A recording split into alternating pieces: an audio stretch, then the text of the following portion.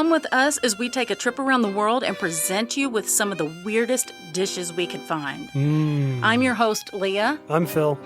And I'm Steve. We have some really far-out food for you today, so grab your spoon and get your barf bag ready. No kidding. If you have an appetite for the strange and bizarre, then pull up a chair and grab a spoon for another intriguing serving of Remnant Stew. Remnant Stew is gluten-free, organic, made from all natural, free-range ingredients, and guaranteed to provide the recommended daily serving of curiosity.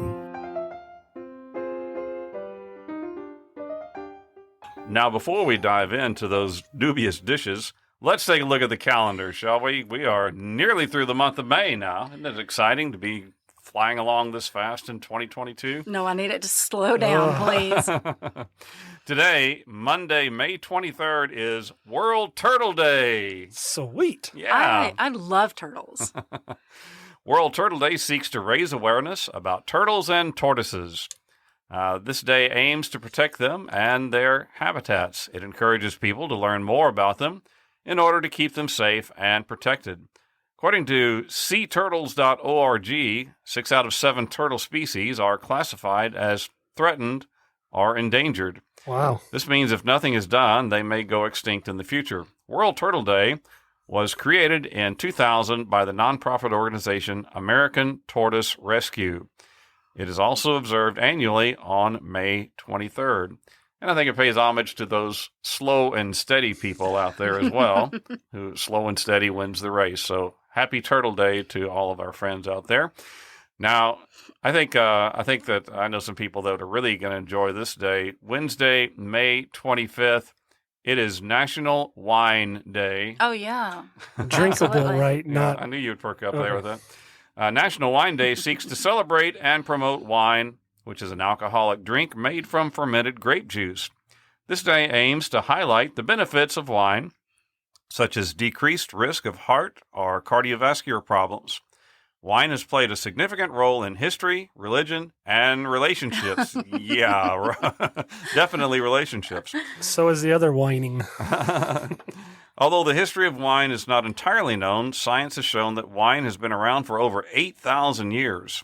National Wine Day is observed annually on May 25th. And then next Friday, oh, this is really exciting because it's a double dip Friday. What a way to end the week. First of all, it's World Bicycle Day. Okay. This day aims to bring awareness to how cycling can be beneficial to the environment and for road safety. I've been noticing a lot more bicycle accommodations on highways, even out here in the rural areas where we live. They have made bike lanes. The observance is celebrated by the United Nations. The organization also emphasizes how important it is for cities and towns to have proper infrastructure for the citizens who desire to cycle or walk on the streets. So, do you like biking? Yep. No. It's fun to not hit them. Right? Yeah, true. I do like biking, but I haven't done it really very much in recent years. But wait, not only is it National Bicycle Day. Wait, there's more? There's more, and this is probably the better part of it for most of us. It's also National Donut Day. Okay. Yeah. Okay. I can get around that. Uh-huh. Good one, Phil. This day began in 1938. Now, I didn't really notice this before. 1938 as a fundraiser for Chicago's Salvation Army. Oh, okay. The That's fundraiser aimed to support the needs and to honor the Salvation Army volunteers who donated their time during World War I, handing out donuts to soldiers. When the United States entered World War I in 1917, Salvation Army huts were formed where many female volunteers were deployed to, quote, mother the soldiers. During this time, women began to make donuts for the servicemen, who began to refer to the women as donut dollies. I had no idea of this. Interesting. This is, yeah. Now, when I heard that, I wondered, I've always heard of soldiers from World War I being referred to as doughboys, so I was wondering, hey, is there a connection to that? No, there's not. No. But nevertheless, I can't think of a better way to celebrate this double holiday than by riding your bike down to your local donut shop and enjoying a double dip of a day. Wait, which day is this? That's June the 3rd. That's right. The weather will be just right for them. Yeah, all perfect. that.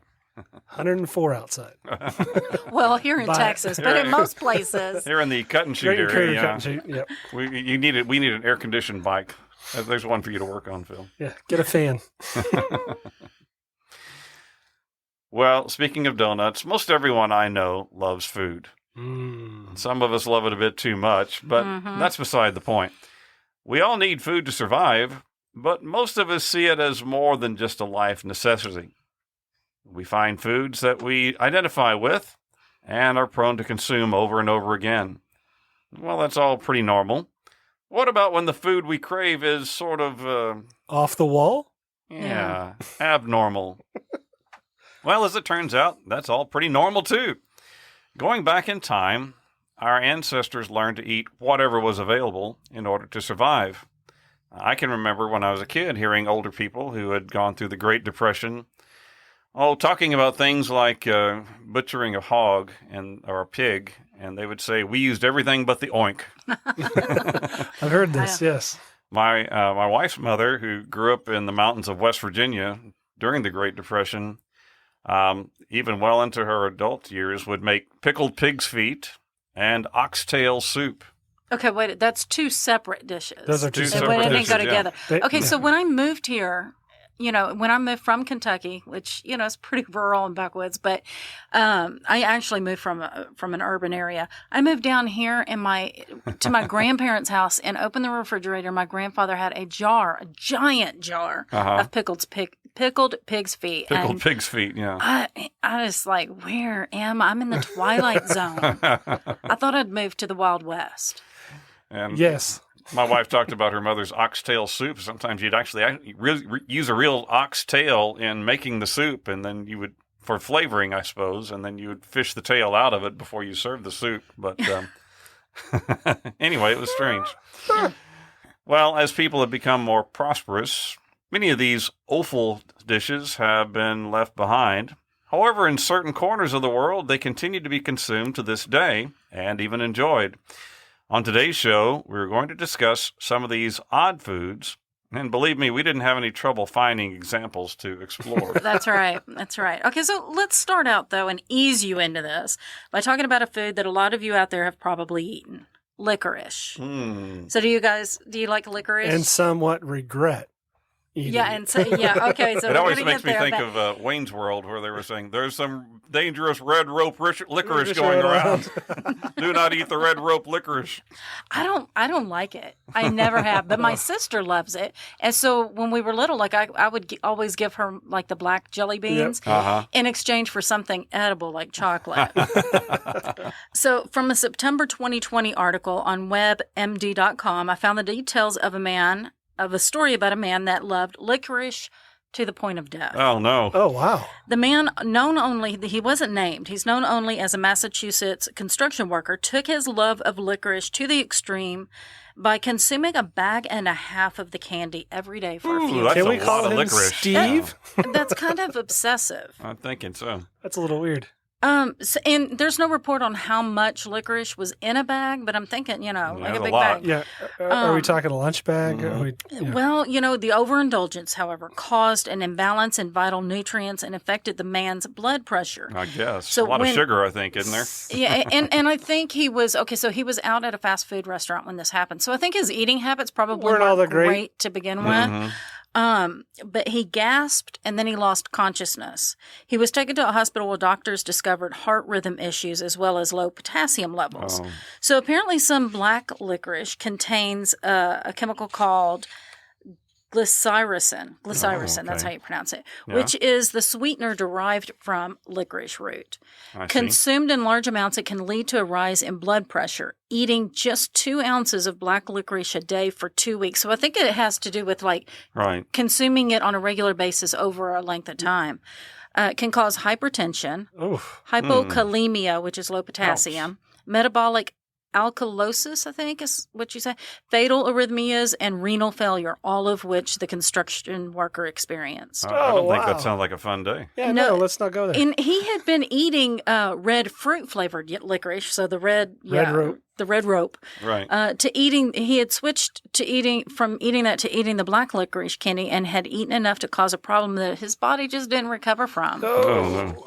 So, as with all things, consuming black licorice which is a weird word, licorice, in moderation is advised. And that includes more than just licorice sticks or candy. There's licorice tea, jelly beans, and even some beer. I'll just say abstinence is always a good option, too. Well, there's that. That's the route I'm taking, just to be sure. Oh, so. That was not a pleasant story. Well, none of these are exactly pleasant, warning you. Well, actually, this next one is pretty pleasant because I experienced this one myself and survived it. It's got a nasty name, though.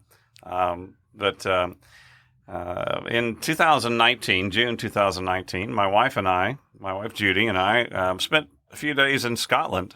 And boy, what a beautiful place that is. After a couple of days exploring the fascinating city of Edinburgh, which is pronounced Edinburgh like that, not with the hard GH. Slightly rough. Yeah.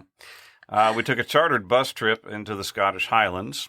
And about 1 p.m, we arrived at a quaint little town near Loch Ness. The weather was rainy, windy, and quite cold, even though it was June. So it's typical Scottish weather. Typical Scottish weather, I think. We stepped into an inviting little pub, which was cozy and warm, with well-worn wooden tables and chairs. Our tour guide, the driver, who was a kilt-wearing, red-headed Scotsman whose name actually was Scott, had recommended this place for the terrific haggis. Haggis. Now, I have heard about haggis before. I have too. But I'd never actually tasted it. At this establishment, you ordered from the bar and then sat at a table. So I stepped up to the bar and ordered 2 bowls of clam chowder and an order of haggis. The bar matron yelled to the kitchen, 2 skinks and a haggis. 2 skinks? Okay, wait. 2 skinks? That's skinks like a skink to me is a lizard. I mean, I thought I was being insulted for a second, but then I realized that was the local vernacular for clam chowder. So anyway. Oh, that's great. We took a table near the front window, and soon the delicious bowls of chowder arrived, and they really tasted amazing. The perfect thing to help you warm up on a cold day in Scotland. Yep. As we finished our chowder, another plate arrived that had 3 small round discs about the size of a biscuit, as well as a small pitcher containing a brown broth. One of the discs was dark brown, another was orange, and the third was yellowish white. Well, it was explained to us that the dark brown disc was the haggis, the orange one was turnips, and the white was mashed potatoes. So a disc of mashed potatoes. Yeah, that's interesting. Kind of just a little, like a and round. You sent me a picture that we'll put on. Yeah. So what is haggis exactly? Well, according to Britannica.com, haggis is a type of pudding composed of the liver, heart, and lungs of a sheep or other animal, minced and mixed with beef or mutton suet. Suet is like really the fat, right? Right. Mm-hmm. And oatmeal, and seasoned with onion, cayenne pepper, and other spices. The mixture... I'm sorry, that's fun. Oatmeal. Like, I think they stick oatmeal in everything in Scotland. The mixture is packed into a sheep's stomach and boiled. Let's just enjoy that sentence for a second. It's been processed. Yes. Already. I didn't actually read that description before I tasted it, but my wife and I both thought it actually tasted pretty good. Oh, so you didn't actually know what you were eating. You just knew it was... We knew it was something dealing with innards, but... Innards.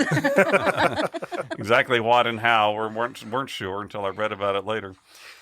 We divided it between us, along with the turnip and potatoes. So was it 50-50 or just the best cut? I probably got about 60-40, I think. I usually got a little bit bigger portion than she did. Definitely had kind of a beefy lamb flavor. Now, the Britannica article also stated that haggis has been around for centuries. In fact, in 1786, the great Scottish poet Robert Burns celebrated the dish with a poem called Address to a Haggis. I will now read the first stanza of this revered poem. Here we go. Fair for you, earnest, honest sonsy face, great chieftain o' the puddin' race. Above them all you take your place. Paunch, stripe, atherum. Well, you are worthy of a grace, as long as my arum. Yeah, he butchered it. Okay, let's hear an actual Scott person. This is on a video that we found. This is how it's supposed to sound. Your honest sonsy face, great chieftain of the puddin' race. Puddin' race. Aboon them I attack your place. Page, tripe, or therum, we'll lay your word do a grace, as lang's my arum. The And it goes on. It's a long It's poem. the whole. That's only the first stanza. It goes on, yeah. In Scotland, January 25th is celebrated as Burns Night for Robert Burns' birthday, and it always includes haggis and bagpipes. I've heard a lot about That's a good haggis. party. I've never tried it. Okay, It was much better than I had thought it would be, honestly. It was. I was anticipating it being kind of not so tasty, but it was really very tasty. well, among all the other things that we're going to discuss, it's pretty tame. Right. Like I might try that. That actually probably could be eaten. But before we delve into the really atrocious edibles, I'd like to highlight some foods that, like haggis, are popular in their own regions, but a little odd to outsiders. The first is Marmite. Steve, have you That ever didn't even had sound it? edible. Wait, what? Oh, you've never even had it? I thought with you having family in England, it's Not that I know. It sounds like something you'd formica your countertop. It's not the great stuff. It's lower than Formica. to me it sounds like a rodent. Or a Anyway. tick. Okay, sorry guys over there. Wait, is it related to a marmoset? anyway, I'm just go ahead. asking for a friend. I've always been interested in this. Okay, so Marmite is a brand of savory food spread from the UK. I've always heard of it, even as a kid, and have never had a chance to have it. And I thought it sounded completely gross, but as an adult who likes beer, I would love to try it, as it's made from yeasty byproducts of beer brewing. Okay. So it's usually eaten by spreading it on buttered toast or on crackers. And Marmite, it's often paired with cheese on a sandwich. A similar product is Vegemite. Have you never heard of that? I have heard of Okay, Vegemite, okay. yeah. And that's popular in Australia. Australia, okay. And I don't think we have anything remotely similar in the United States. But I need to get cousin Juliet on the phone here and let's Right, see right. what 'Cause she you thinks have about family, Marmite. right. Yeah, I do. I bet she knows exactly what it is.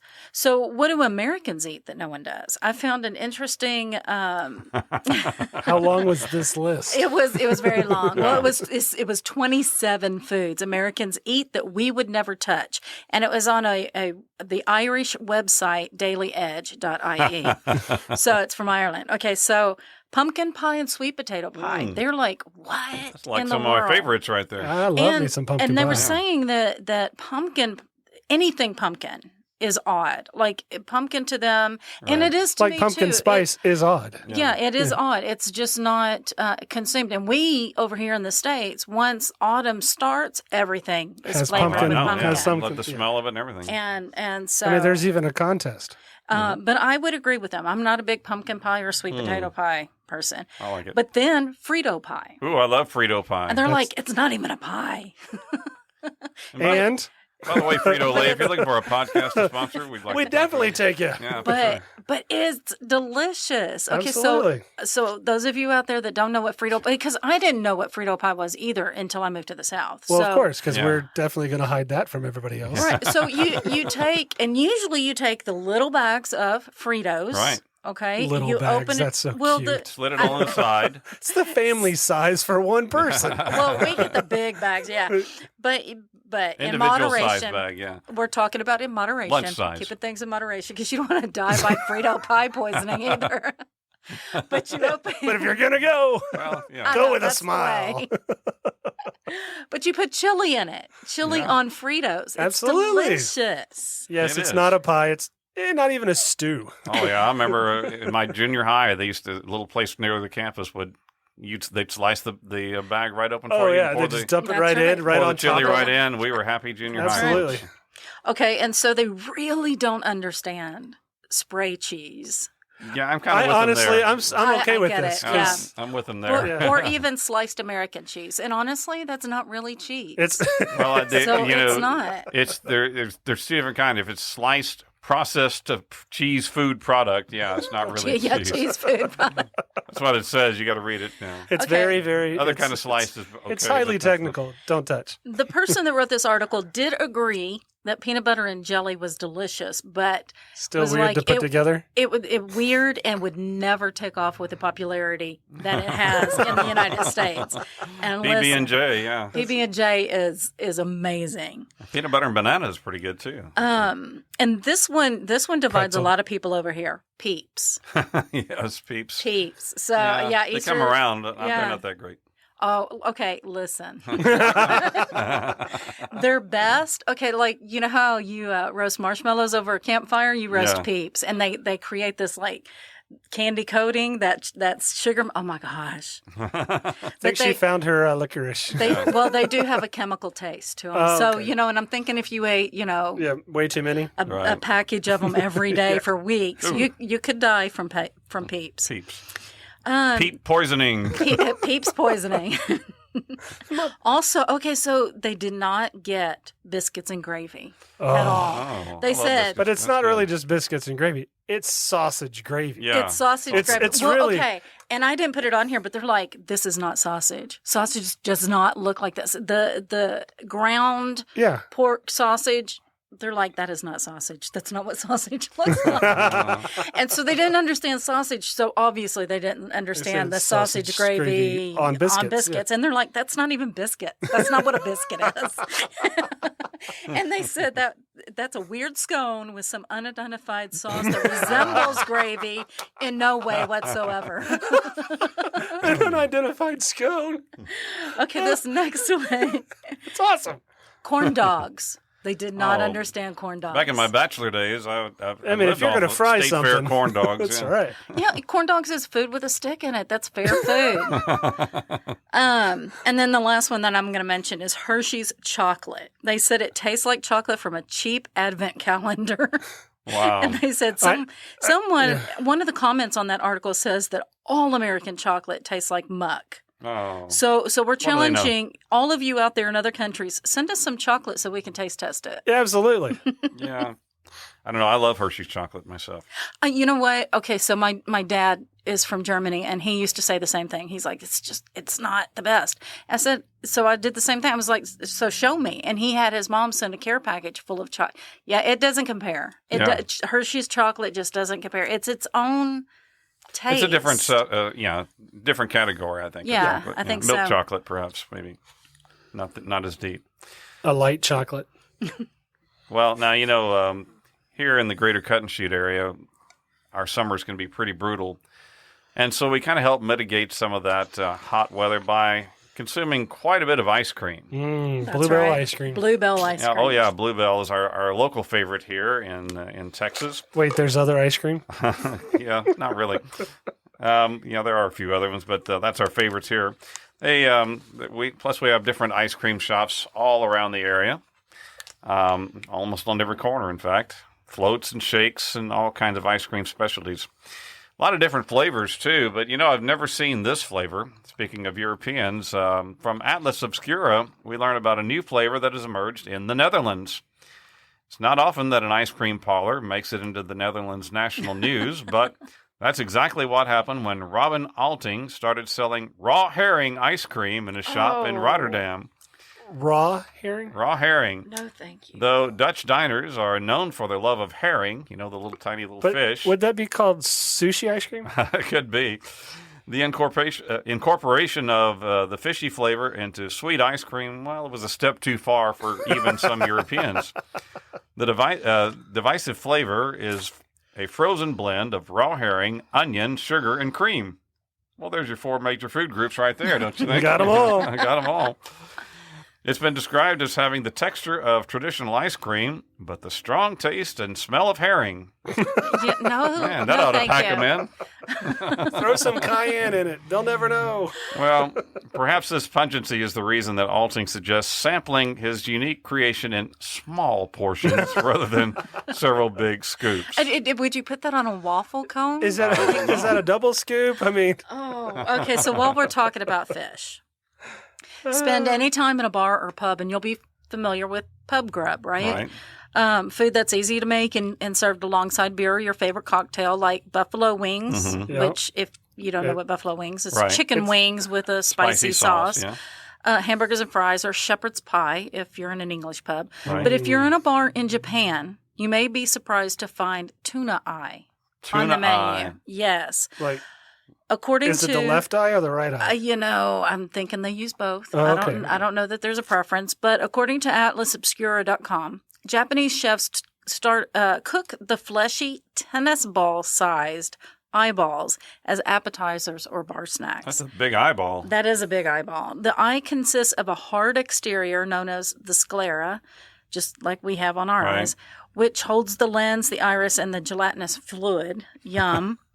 And then when cooked, this is so gross. The sclera is usually too chewy to eat, but the inner contents of the eye become soft and can be easily sucked out like bone marrow. So wait. So basically, you just need to make a hole and put a straw in it. Oh my gosh. But you know what? I mean, that makes me think of crawfish. Like, that's disgusting. Kind of what you do with a whole lot of work for a little bit of nothing. Those mud bugs. Yeah, and they suck the juice out of the heads. Oh my gosh. Yeah, but when they're super spicy, you never know what you're eating. Yeah. Okay, so the eye itself is usually bland, like a hard-boiled egg, but is braised with soy sauce and cooked in sesame oil. So it adds the taste. Yeah, I'd rather you do that with eggs or something. The dish is usually found in casual after-work pubs, so if you decide to try one, why don't you go ahead and pair it with, and this is a very rare cocktail, it's a shot of tuna tears. Oh. It's a rare drink made with raw tuna lens.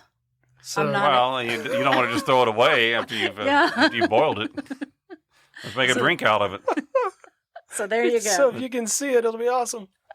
The Japanese are very thrifty about not wasting anything, so they wanted to put it all to use. And now for something completely off topic and off kilter. Brace yourself for the oddity du jour. Well, now for our oddity today. A few years ago, my wife Judy and I toured the incredible ruins of Pompeii in Italy. If you're not familiar with Pompeii, then let's do a quick recap. One fine day in August of 79 AD, life was going along as it always had been, when suddenly, with no warning at all, the nearby Mount Vesuvius blew its top. I'm tired of it. Evidently, it had been more than 1,200 years since its previous eruption, and in fact, most people of Pompeii were unaware that it was even a volcano. But within a very short period, the city was covered up with 15 feet of boiling hot mud and ash. Some 2,000 people were killed. The city remained covered up for 1,700 years when archaeologists finally began digging it out. And they're still at it today. The reason Pompeii is so important to historians is that it preserved a slice of daily life from the Roman Empire for us to view today. Homes, temples, even fast food restaurants have been uncovered. Beautiful mosaics and other artwork have been revealed, and they even found a bakery with 81 loaves of bread still in the oven. Wow. Holy cow. Now, the site is filled with priceless artifacts that have unfortunately been targeted by burglars. In spite of the best efforts of the site personnel, tunnels have been dug from the outside of the historic zone, and items have been stolen and sold to art traffickers. However, in their efforts to secure Pompeii, site managers have a new tool at their disposal: a robot dog. Why not? Seriously. That's cool. A robot dog, a quadruped robot named Spot. Of course it is. Is the latest piece of cutting-edge technology to come into service in Italy's archaeological park at Pompeii. In a bid to protect the ancient site, the robot dog has been employed by the park to roam around the ruins, inspecting and monitoring the architecture structures. With the ability to squeeze into awkward spaces and operate on various terrains, Spot has begun monitoring operations, gathering and recording data that will be harnessed for future studies and interventions. The four-legged robot has also been checking up on the state of restoration and recovery work to help manage the safety of the site and its workers. In addition, Spot will seek out new evidence of underground tunnels dug by the Tombaroli, or the Tomb Raiders. Spot, who was developed by United States-based Boston Dynamics, forms part of a wider technological experiment to help protect the archaeological park.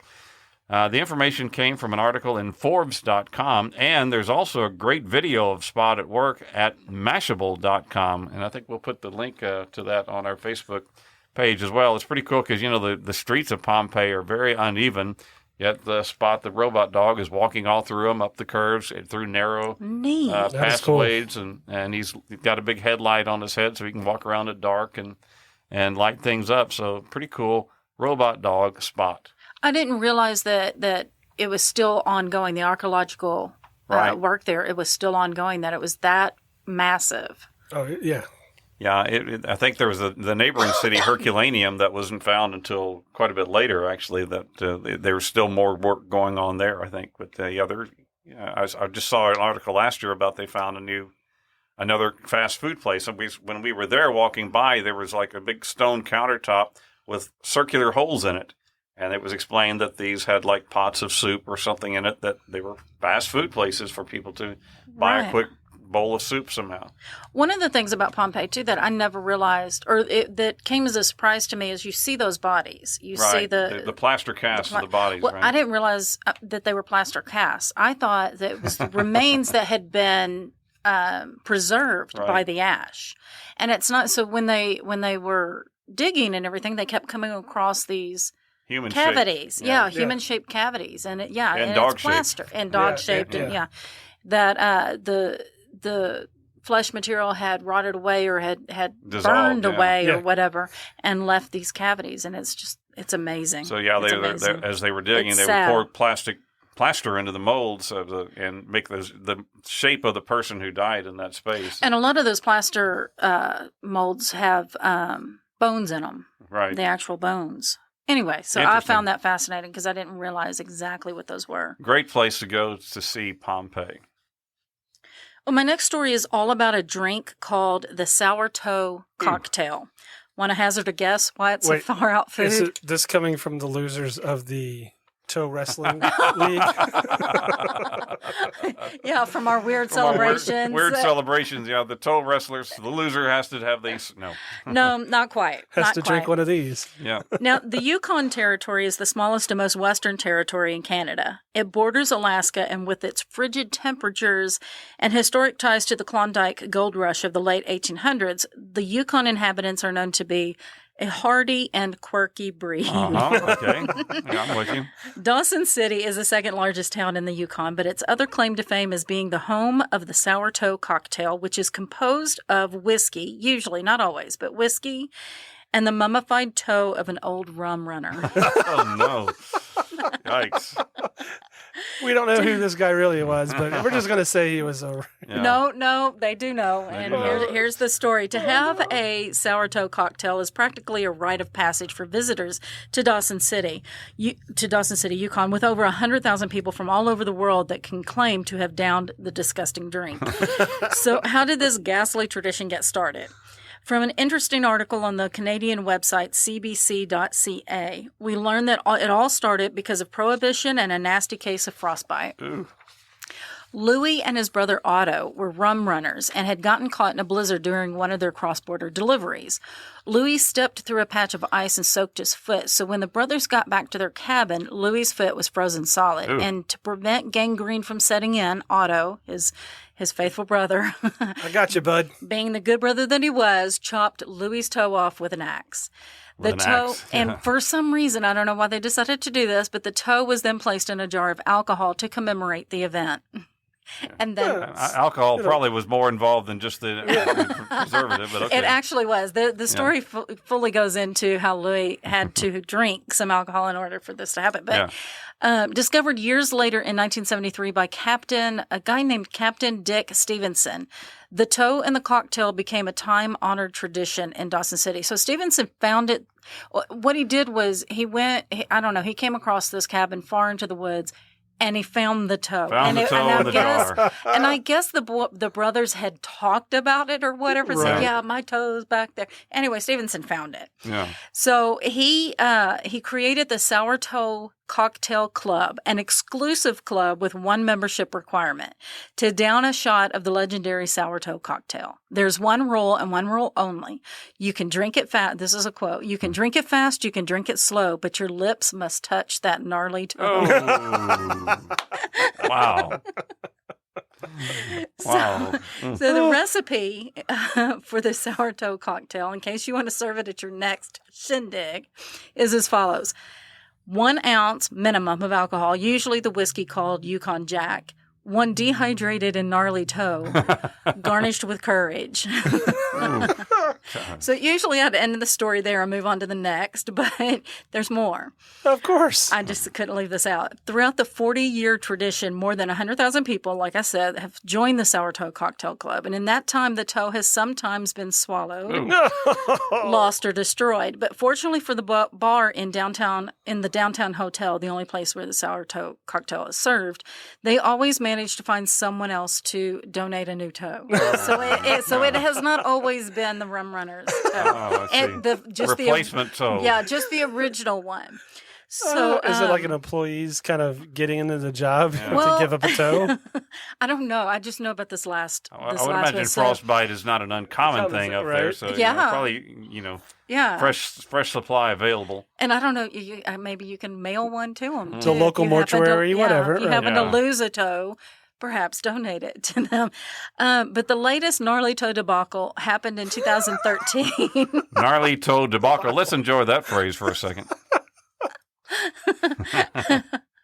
So in 2013, a writer from New Orleans named Joshua Clark swallowed the toe on purpose. He did it on purpose. Oh. He was handed the cocktail and told the rule, you can drink it fast, you can drink it slow, but your lips must touch that gnarly toe. But Joshua decided to take it to the extreme. He downed the drink, toe and all, then slapped $500 on the table, the fine for swallowing the desiccated digit, and then promptly fled town. The bartender and the people of Dawson City were enraged and searched for Joshua, but he had made a hasty retreat, and so he couldn't be found, and all they could do was ban him from ever setting foot in the downtown hotel again.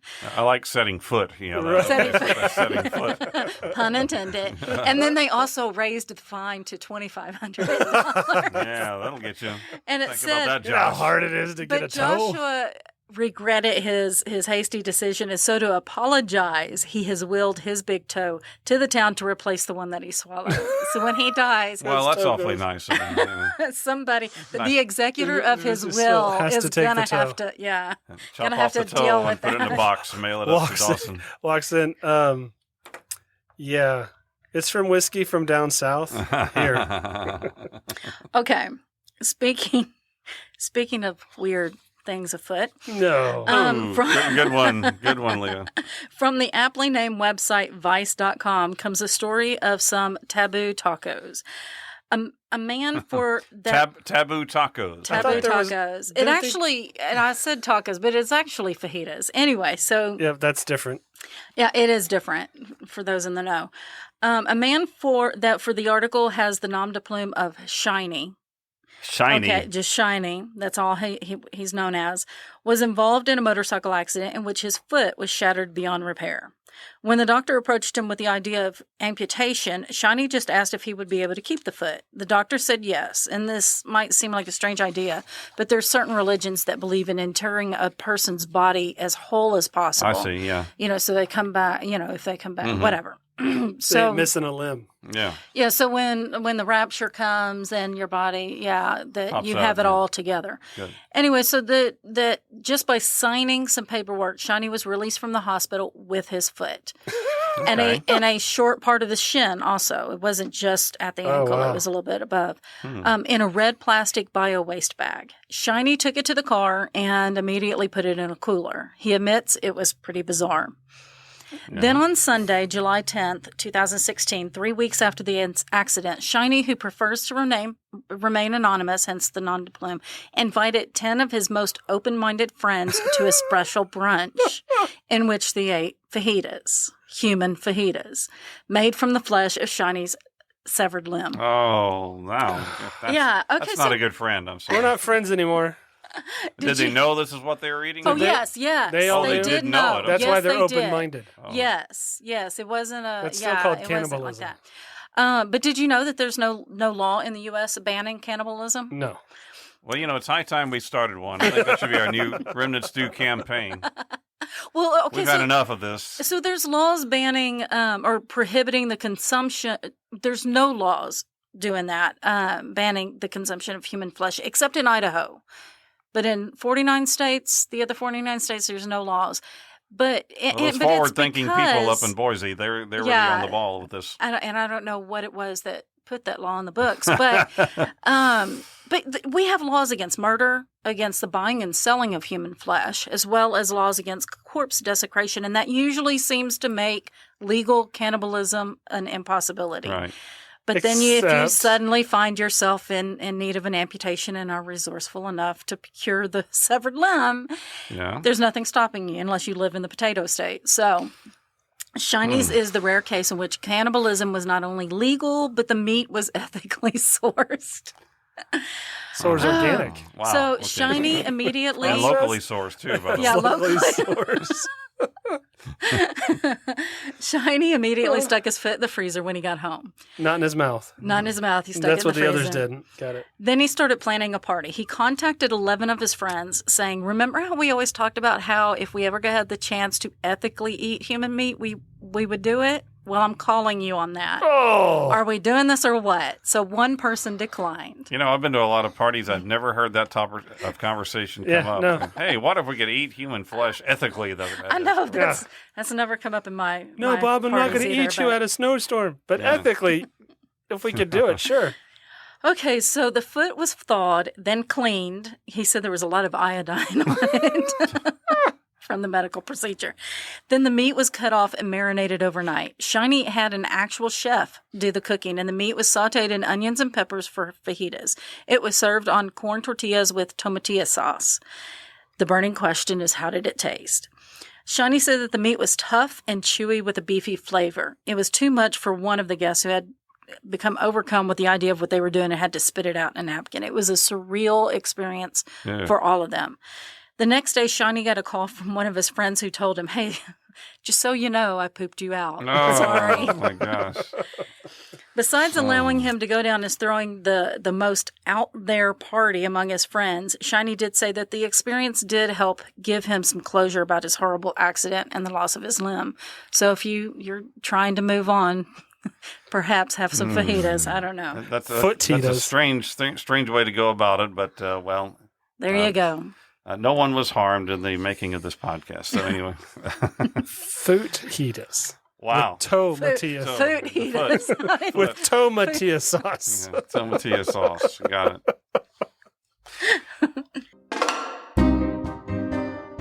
A few months ago, we asked you to go to our website, click on a link, and show us some love by writing notes about how much you like listening to Remnant Stew. It was all for a contest to win sponsorship money. We asked for the love, and we got it. Yes. Woo-hoo! Thanks to you and the notes that all of you wrote. Unfortunately, we didn't get to see them.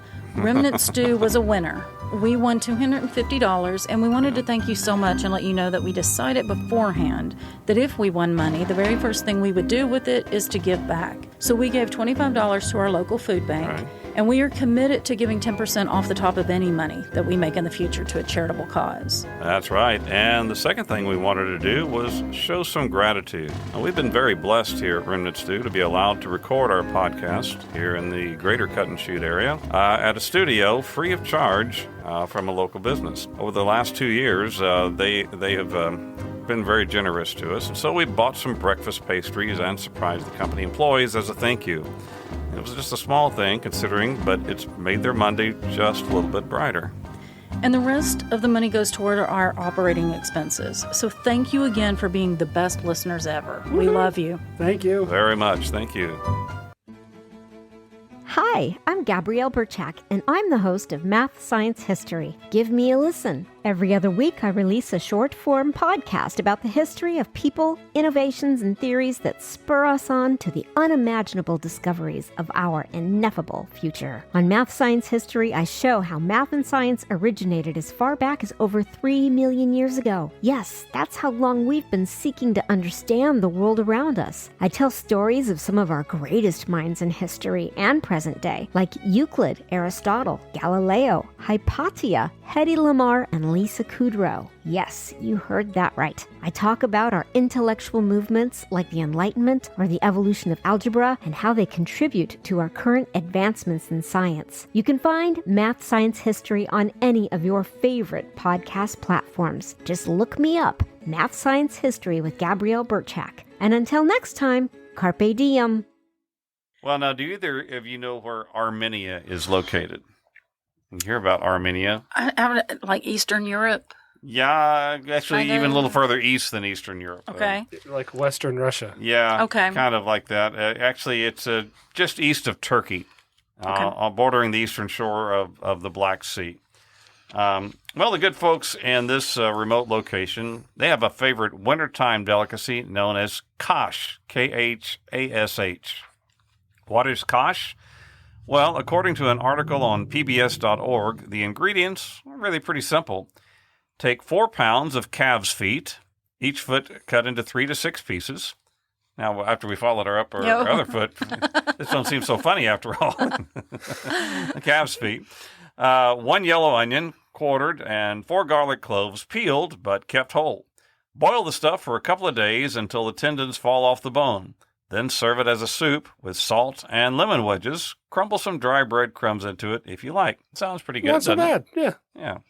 According to a website called iarmenia.org, khash is a traditional festive Armenian dish mostly eaten in wintertime.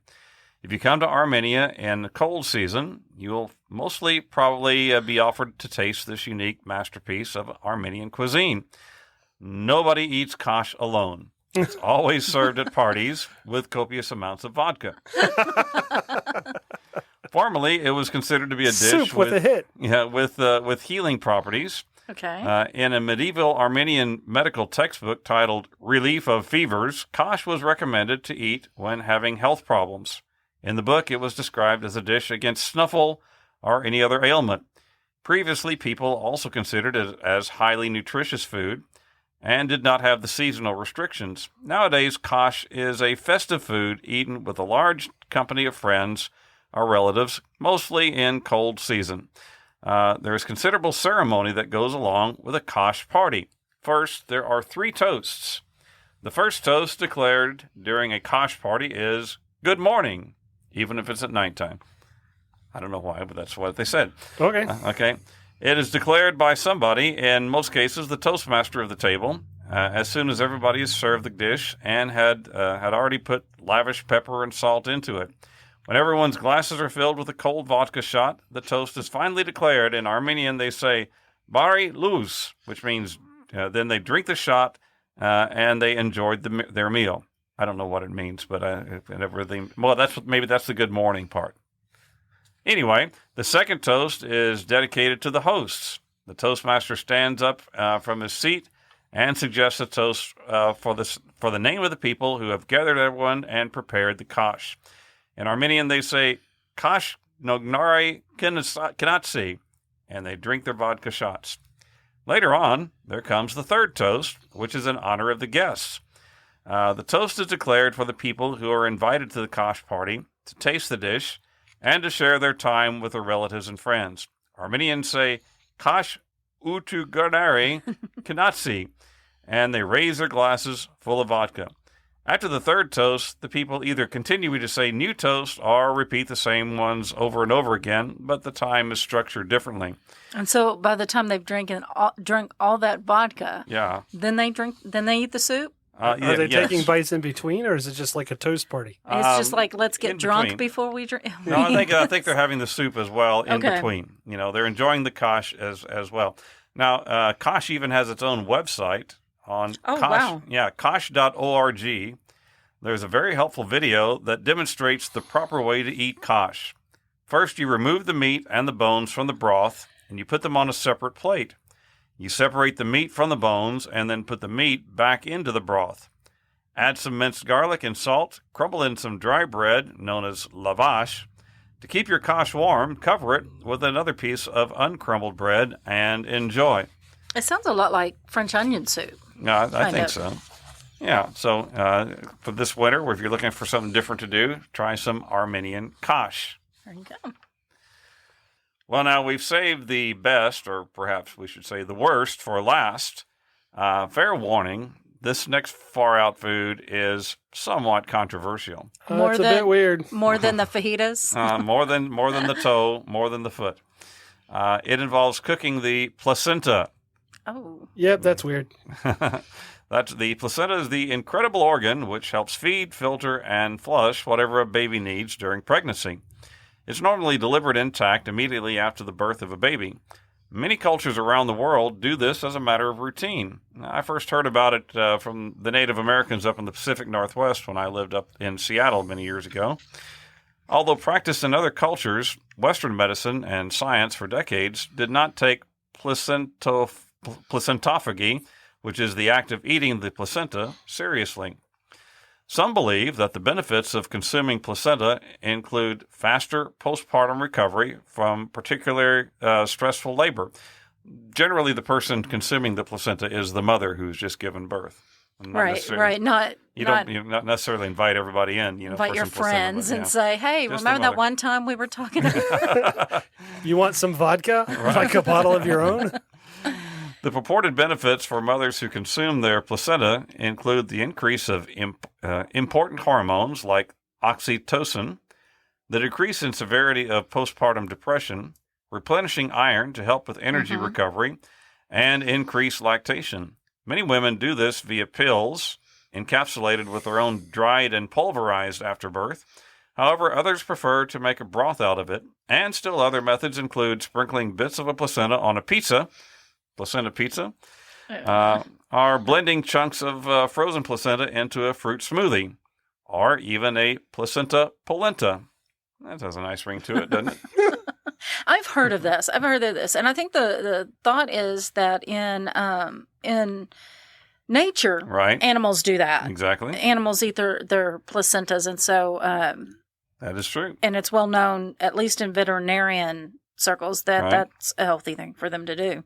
Well, there's a terrific article that was written for Cosmopolitan.com. A food writer named Eddie Lynn goes into great detail about preparing his wife's placenta after the birth of his daughter. Lynn states that as a food writer, he had tasted many unusual foods, including those involving bugs, brains, and blood, but had never had the opportunity to try placenta. So here's a direct quote from his article. Quote, "As soon as Diane delivered her placenta at the hospital, it was packed up and handed to me by a nurse. The hospital freely releases the placenta upon request. I rushed home with the fresh organ.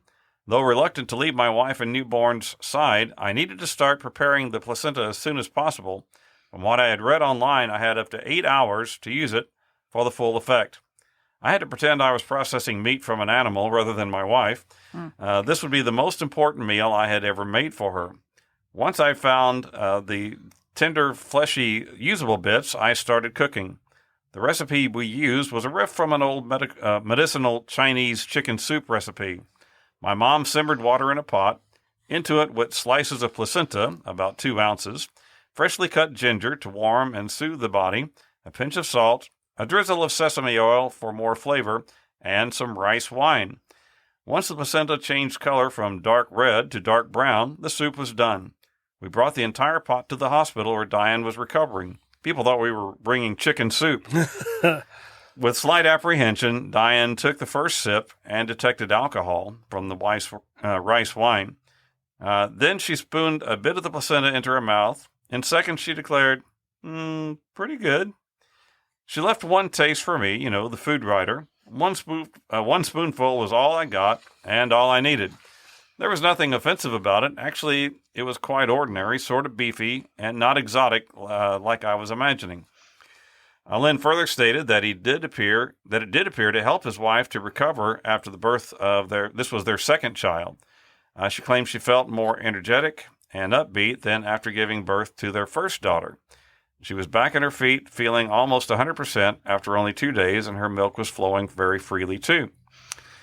Well, I've mentioned before here on our podcast that my wife and I have 11 grandchildren, and 12 is on the way now, we were told the other day. So we know a thing or two about birthing babies. In fact, 2 of the children were actually born at our house by choice of my wife's youngest daughter. They were, I'm sorry. My wife's youngest daughter, Laura, one of the twins featured last year on our twins episode, has given birth to 4 children. They were living in Nashville, Tennessee when their first child was born. So, of course, my wife, Judy, was on hand to help. She has very fond memories of bonding with our son-in-law, Jake, over making the placenta capsules. Evidently, it was quite a mess, what with the slicing, dehydrating, grinding, which they ended up using a coffee grinder to grind it up with, and capsule filling. Somewhere along the way, Judy inhaled some of the powdery placenta and had an allergic reaction, complete with itching eyes, ears, and nose, and that only seemed to add to the hilarity of the process, as she and Jake labored to create the placenta capsules. Laura claimed that these capsules really did help her feel better and recover more quickly. 2 years later, however, after the birth of their second child, the capsules didn't really seem to help. Didn't really agree with her. In fact, Julie even made her a placenta smoothie, and that didn't go down too well either. So in the end, we decided to plant a tree in honor of this grandchild, and the placenta went into the ground with the tree's roots. But the tree seems to be doing pretty well. In fact, it has lots of energy and is very upbeat. It sprouts faster than the others. Right. Now, we really should also include a little bit of maybe a disclaimer, or maybe an opposing viewpoint here. According to their website, the Mayo Clinic doesn't recommend eating the placenta. A bunch of killjoys. What do you think? They claim that the preparation process does not completely destroy infectious bacteria and viruses that the placenta may contain. They cite a case in which a newborn developed Group B strep after his mother ingested the virus through the placenta capsules and then breastfed. They also claim that there are safer alternatives that can boost postpartum recovery. So that's just a little information to keep in mind if you're considering having your placenta served to you after the birth of your child. Okay, but that's weird. So the Group B strep that the mother got ingested this virus through the placenta capsules from the placenta that the baby was attached to anyway. It is a filter. Yeah.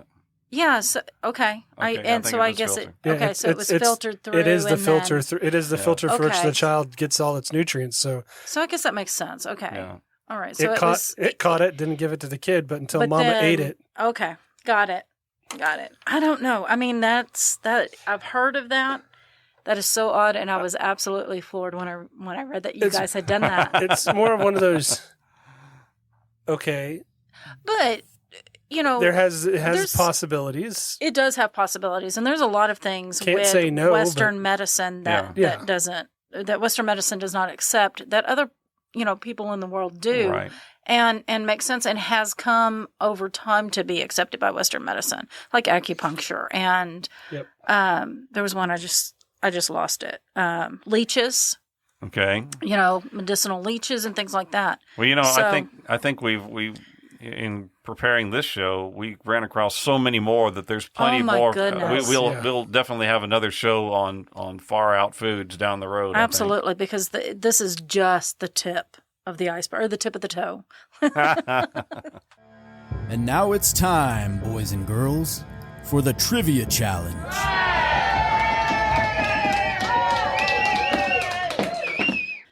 Well, now it's time for our trivia challenge, and you know how this works. Like and follow our Facebook page at Remnant Stew Podcast. Like and share this episode post. Put your answer to the trivia challenge question in the comments of that post. The first person to do all that will be the winner. Yay! And will be mentioned in an upcoming episode of Remnant Stew, and maybe be a winner of some of those magnificent socks. So what's our question today, Leah? Okay, so Harbin Gould sent us this question. Yay, Harbin. This isn't your typical egg dish. Enjoyed across many Asian countries, it consists of this is disgusting, a fertilized developing an unhatched duck egg. And I came across this in our research, and we just didn't include it. When you crack it open, you actually see the duck inside. What is this dish? Wow.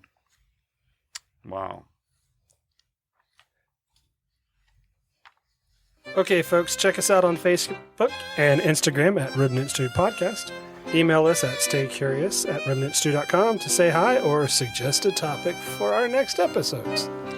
Remnant Stew is created by me, Leah Lamp. Dr. Stephen Meeker and I research, write, and host each episode, along with commentary by our audio producer, Philip Sinquefield. Woohoo! Yay, Phil. Theme music is by Kevin MacLeod with voiceover by Morgan Hughes, and special thanks goes out to Judy Meeker and Harbin Gould.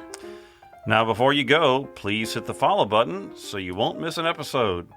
Head on over to Apple Music and leave us a review. We love reading those reviews. Yes. Share Remnant Stew with your friends, your family, and Shiny with the missing foot in case you run across him. Until next time, remember, choose to be kind and always stay curious. Woohoo!